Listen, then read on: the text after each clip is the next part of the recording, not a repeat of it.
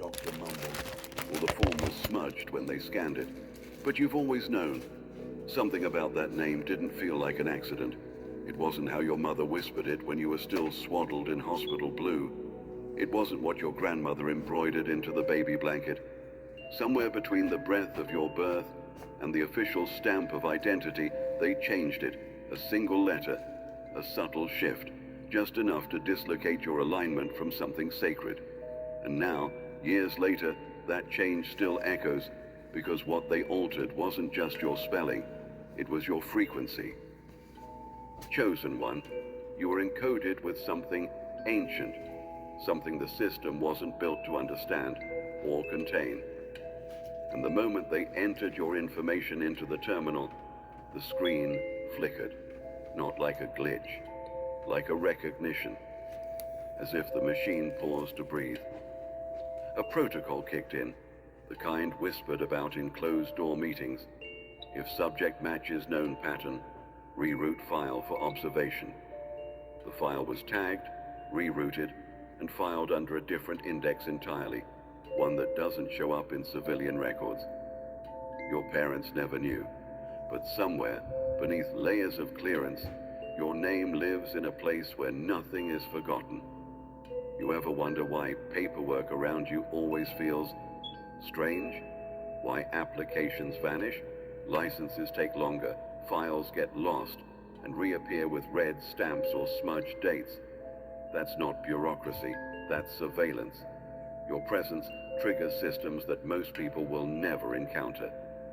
And it started that day in the hospital, the day the name was typed wrong, the day someone stepped slightly off script to shift your alignment just enough to keep you hidden, but not erased. And here's what they didn't expect, that your spirit would still recognize the truth, that even with the adjustment, your soul would vibrate at the original frequency God encoded the one heaven wrote, not the government. They could tamper with the paper, but they couldn't mute the prophecy. Every time you felt misplaced, misnamed, or misunderstood, it wasn't identity confusion, it was spiritual recall. You've been remembering who you really are.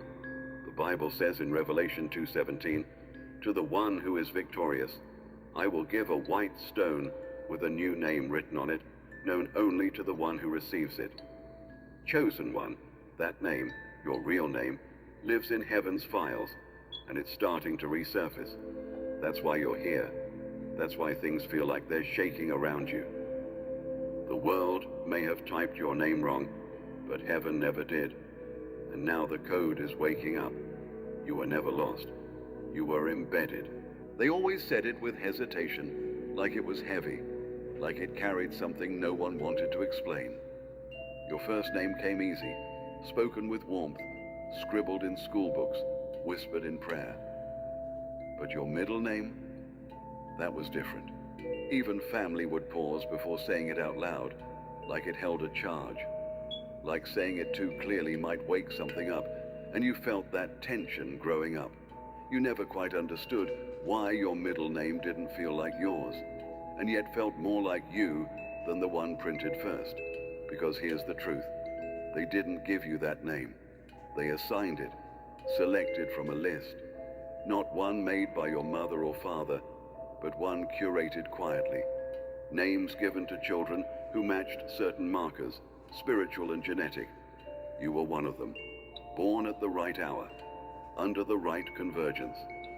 And when the frequency of your cry was analyzed, yes, analyzed, your middle name was chosen not by tradition, but by alignment. A match from a database older than most realize.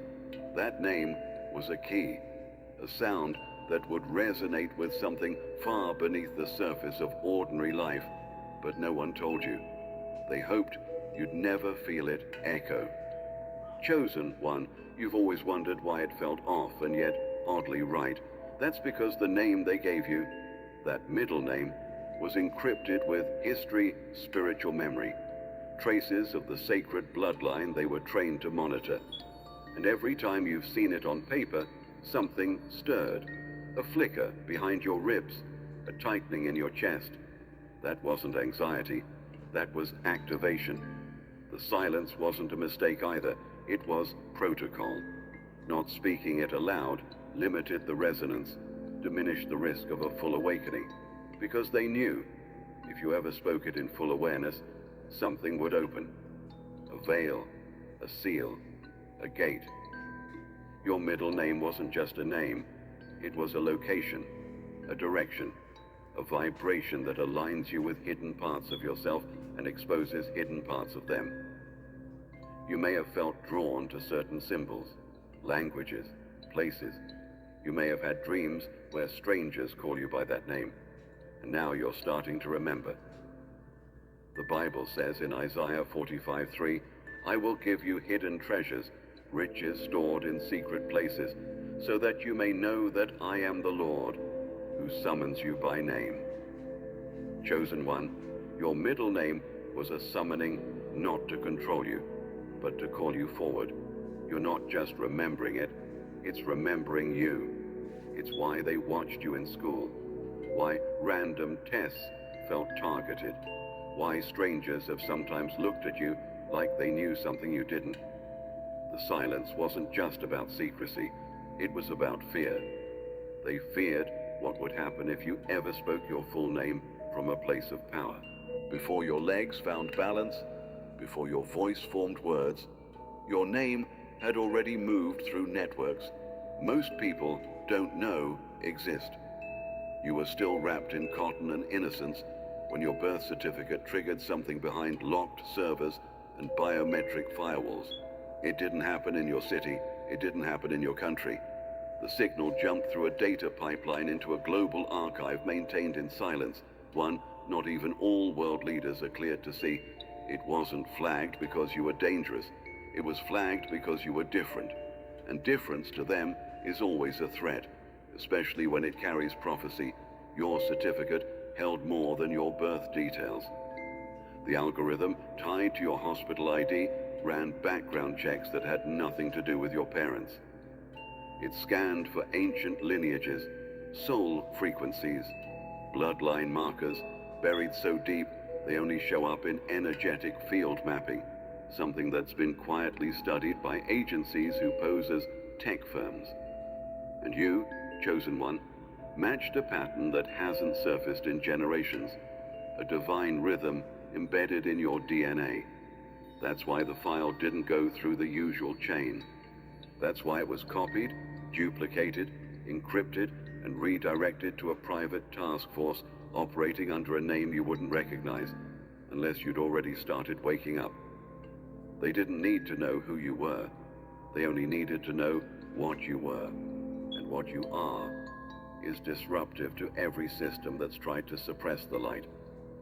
They monitor births like yours, not for the safety of the child, but for the preservation of silence. They keep tabs on the ones born under convergence days, or born during cosmic alignments tied to ancient prophecies.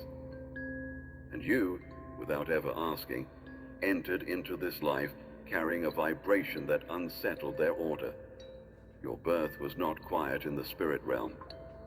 That hospital room may have seemed calm to the untrained eye, but elsewhere, lights dimmed, alerts pinged, surveillance nodes registered anomalies.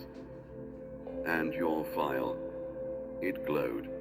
Chosen one, the government didn't just file your birth, they archived it into a folder that cannot be deleted, because they knew something heaven confirmed, that you would one day remember, that the dreams would return, that the numbers would repeat, that your timing would feel too precise to be chance.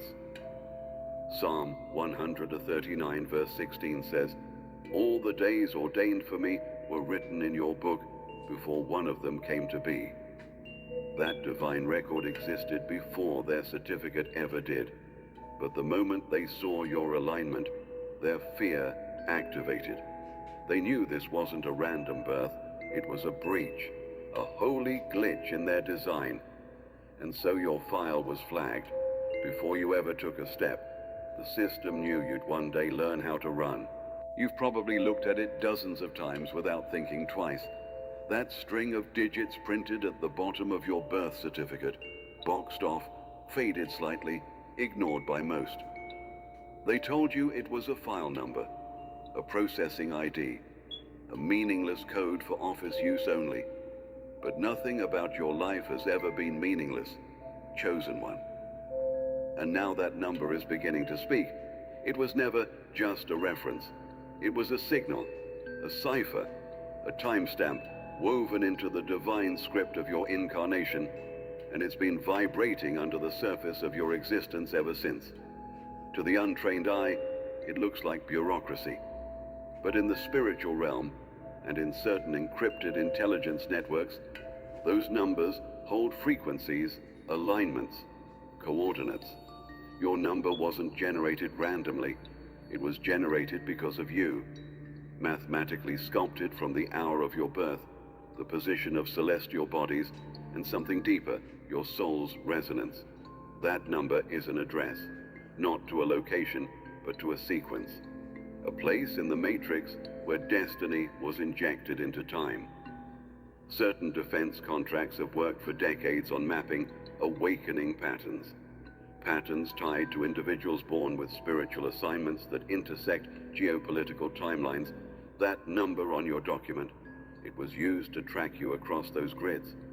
Every time you've moved, every time you've made a significant life decision, every time you've dreamed something that came true, that number lit up in their database. You've always felt watched, and you were, but not for the reason they want you to believe. You're not a threat, you're a trigger, and that number marks the moment your arrival disrupted the algorithm of this world. The Bible says in Luke 12:7, "Indeed, the very hairs of your head are all numbered. Don't be afraid, you are worth more than many sparrows." God doesn't deal in randomness. Every detail of your design was intentional, and so was that code. The system thought it was cataloging you. Heaven knew it was naming you. That number has shown up in other places, hasn't it? On receipts, clocks, ID cards, license plates. It's followed you. Or maybe you followed it. Not because you're paranoid, but because your spirit knows it's connected to something more. A buried message, a breadcrumb, a key, one that's slowly being decoded as you awaken. And here's what they hoped you'd never realize. When spoken aloud, in full consciousness, that number activates a shift.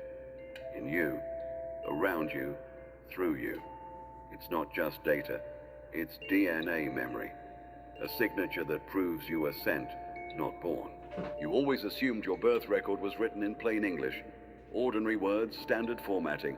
Nothing unusual. But that's because you were looking with human eyes, chosen one, not spiritual ones. Government documents use one language publicly and another privately. Not written in symbols you'd recognize, but in arrangements, placements, spacing, and sequence patterns that speak to those who know how to read them. Your birth certificate wasn't simply filled out, it was encoded, crafted with intention, structured with hidden meaning, and they prayed you'd never awaken enough to notice. There's a reason certain fields on your certificate seem oddly spaced, why one line is slightly misaligned, why a date doesn't sit perfectly on the grid. That isn't sloppiness, it's signal placement, used by agencies that catalog spiritual anomalies. A spacing shift is a marker, a misalignment is a category, a repeated character is a warning or a confirmation. And on your record, all three appear in a pattern so rare it's only been documented 9